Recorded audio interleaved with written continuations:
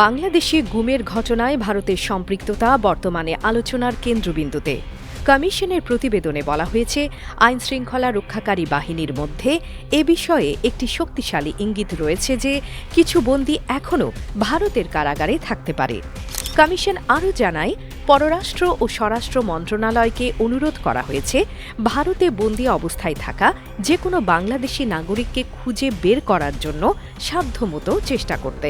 প্রতিবেদনে উল্লেখিত দুটি ঘটনাকে বিশেষভাবে গুরুত্ব দেওয়া হয়েছে। প্রথমটি হল বাংলাদেশ সুপ্রিম কোর্টের প্রাঙ্গণ থেকে অপহৃত হয়ে ভারতীয় কারাগারে পৌঁছানো সুখরঞ্জন বালির ঘটনা।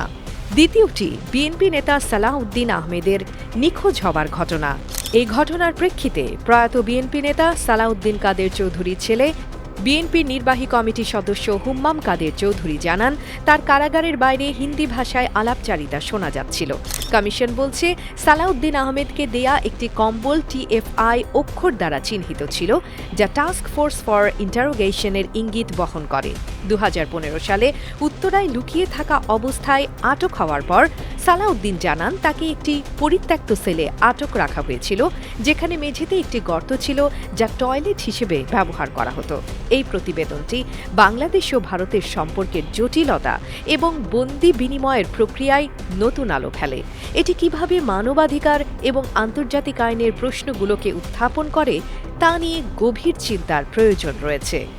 AB news desk report.